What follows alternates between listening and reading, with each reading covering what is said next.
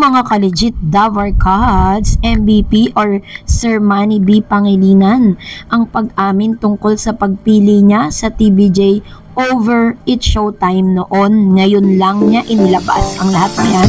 But before that, if you haven't subscribed yet to my YouTube channel, please don't forget to like, share, and subscribe at i-hit mo na rin ang notification bell for more showbiz updates. Bago tayo magpatuloy, nais ko po muna of course magpasalamat sa lahat ng mga legit viewers, subscribers at ang lahat ng mga legit na nanonood at sumusubaybay sa lahat ng ating mga updates. Maraming salamat po. And for today's video, ito na nga na pag-usapan natin dahil kung di nyo pa po napapanood, just visit my channel, Celebrity Updates, kung saan ay ipinakilala or meron pong isang talent or dating legit Davarkads na ino-offeran ng GMA7 na makatapat, no? At isasabak dito po sa It's Showtime para makatapat ang Itbulaga at TVJ. Dati na po siyang nag-trending, no, bilang isa sa mga legit Davarkads. At the same time, isa sa pinakaabangan din ng lahat kung saan finally Andres Mulak ay tutungtong na nga dito po sa studio ng Itbulaga. So, ano nga ba ang naging dahilan at buo na nga ba ang kalooban ni Andres na mapatapat, no? Panoorin nyo po yan sa Pinoy Celebrity Updates. At isa pa noon, dahil may malaking pagbabago na magaganap, ang reshuffle na magaganap sa Itbulaga, nasisimulan na dahil ang malaking salpukan between It's Showtime at Itbulaga ay nagaganap na this coming April.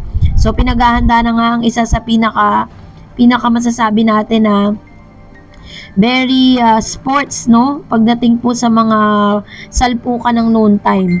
And of course, eto na nga, dahil meron pong isang news na kung saan nag-trending. Sabi po ng isang pep, no, Battle of the Noontime Show, It's Showtime from TV5 to GMA7, Itbulaga from GMA7 to TV5. Naging controversial kasi ang malaking reshuffle na naganap, yung plot twist na naganap po sa noontime program.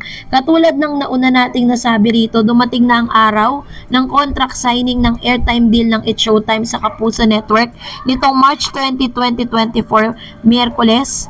Magandang move ito lalo pat underlying principle ay ang pagbuwag ng network works. Sana mawala na ngang nakakatawid ang mga malaya ng nakakatawid-tawid ang mga artista. At tulad ng pinost ko pagkalabas ng balita, this is quite a fit. May there be more spaces for synergy and collaboration.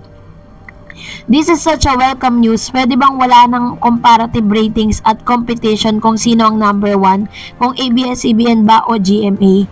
Can this be the start of the networks working on a very good joint content, cross-plugging and the likes? We are all hoping that best practices come out of this collab. Inaabangan ko ang mga posts at reaction ng Kapuso Stars at para i-welcome ang bagong kasama sa Kapuso Network. Habang iniintay pa natin ang mga ito, mabuti na lang at nahingahan o nahingian natin ang kanilang saloobin, ang mga talent kung sina Kuya Kim Atienza at Atom Arroyo na parehong kapuso. Si Kuya Kim ay dating co-host ng It's Showtime. Anya, Kuya Kim, sa ipinadala niyang pahayag sa atin, sabi niya, I'm really happy for my It's Showtime family. May the transfer pave the way for another 15 years sa Kapuso then more. I congratulate my inaanak, my dearest friends. I work with a single day. Then they will always be a family to me. Group hug to my Showtime family. You will always be close to my heart. So, nagbigay po ng saloobin ito, no? Pero, yun nga, masaya sila sa pagbabalik or pagsasamang ito sa kolaborasyon. Pero alam nyo po ba na sa kasagsagan ng paglipat ng It's Showtime, nagkaroon na naman, umingay na naman po ang intriga patungkol po sa naging desisyon ni MVP noon kung bakit hindi niya pinili ang It's Showtime over TVJ. So balikan natin yung statement po ni MVP kung bakit po nakapag-decide siya na piliin ang TVJ or ang Itbulaga kesa po sa It's Showtime. Kasi matatandaan po ninyo na ang It's Showtime ay umeere noon sa TV5 sa noontime program po ng TV5, habang ang Itbulaga ay umeere naman sa GMA7. Pero dumating po yung pagkakataon na eksakto naman na natapos na yung kontrata ng It's Showtime sa TV5, pero nabalitaan nga ng ni Vice Ganda maging ng ABS-CBN na hindi na po sila ini-renew. Wala na pong renewal na magaganap sa noontime slot ng TV5.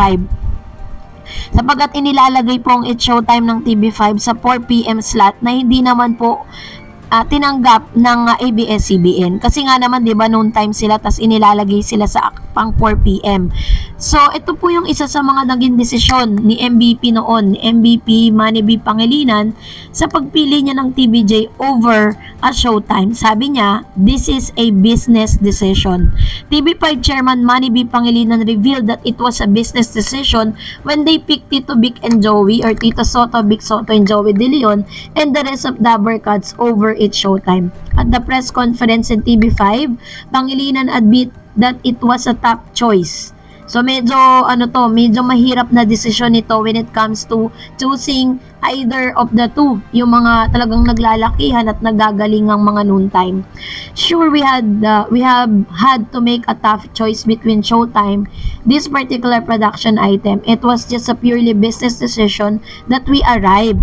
So nilinaw po ni Mr. Manny B. Pangilinan na wala pong any hidden agendas.